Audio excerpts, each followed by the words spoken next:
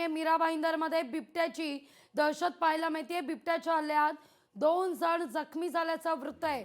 मीरा भाईंदरमध्ये आता बिबट्या शिरलेला आहे। पहाटेच्या दरम्यान बिबट्या शिरल्याची ही दृश्य आपण टीव्ही स्क्रीनवर पाहतोय। या घटनेनंतर परिसरात घबराट आहे। इमारतीत बिबट्याचा हा वावर, मीरा भाईंदरमध्ये लोकवस्तीमध्ये हा बिबट्या शिरलेला आहे।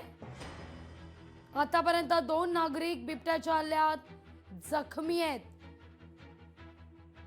मीरा भाईंदर मधली ही बातमी आपण या क्षणी पाहतोय। आजवर आपण जर पाहिलं तर मुंबई सोडून इतर ठिकाणी पुणे असू दे, नाशिक, जुन्नर, शिरूर या पट्ट्यांमध्ये ज्या ठिकाणी ऊस हंगाम अगदी शिगेला पोहोचलेला असतो त्या ठिकाणी बिबट्याचा वावर हा पाहायला मिळत होता।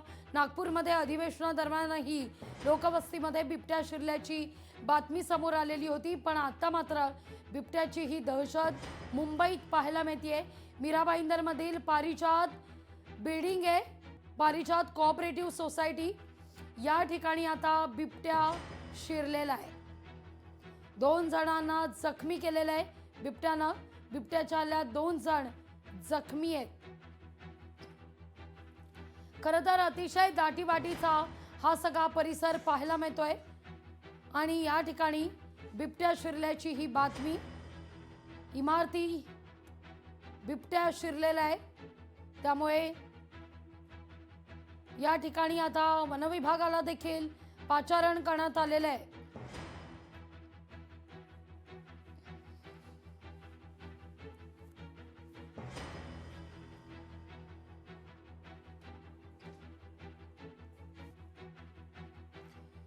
वळूया पुढल्या बातमीकडे। सिडकोमध्ये टेंडर घोटाळा झाल्याचा आरोप होतोय।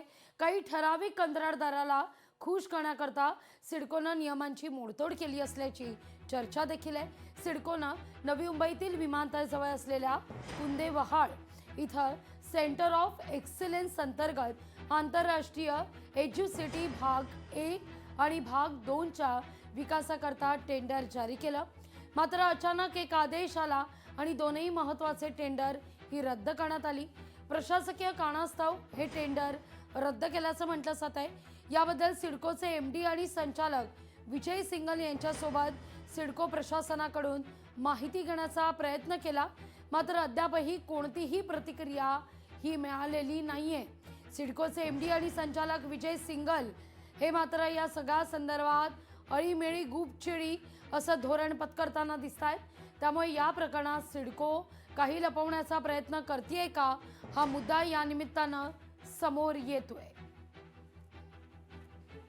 या सगळ्याविषयी अधिक माहिती घेण्याकरता थेट जाऊया आपल्या प्रतिनिधी आकांक्षा देशमुख यांच्याकडे। आकांक्षा, काय या सगळ्याविषयी माहिती आहे? आज तरी सिडको या सगळ्यावर काही बोलणार आहे का, काही निवेदन जारी करणार आहे का? नक्कीच सिडको ही संस्था आहे ती विकास कामांसाठी ओळखली जाते। मात्र आता सिडको मधले नवनवीन घोटाळे समोर येत आहेत आणि आणखी एक घोटाळा म्हणजे टेंडर घोटाळा समोर आलेला आहे। आपण कालपासूनच ही बातमी लावून धरलेली आहे। सिडको प्रशासनाकडून या संदर्भात काही माहिती घेण्याचा प्रयत्न केलेला आहे, मात्र त्यांच्याकडनं अद्यापही कोणताही उत्तर जे आपल्याला मिळालं नाही आहे।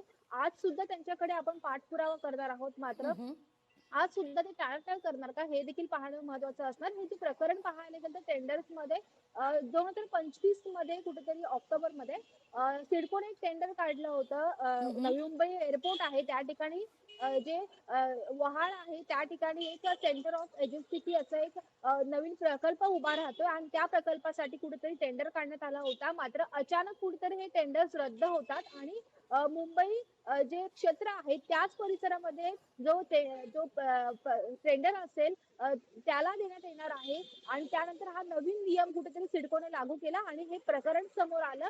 त्यानंतर आवाज उठवण्यात आला। पाहायला गेलं तर सिडको हे नगरविकास खात्याच्या अंतर्गत येत आहे आणि नगरविकास खातं हे एकनाथ शिंदे यांच्याकडे आहे। त्यामुळे एकनाथ शिंदे यावर काही चौकशी करणार का किंवा या संदर्भात काही पुढील माहिती समोर येणार का हे पाहणं महत्त्वाचं असेल। मात्र आजही आपण आता सिडको प्रशासनाकडे या संदर्भात पाठपुरावा करणार आहोत, त्यामुळे आता नवीन काय माहिती मिळत आहे यामध्ये ते देखील पाहणं महत्त्वाचं असेल।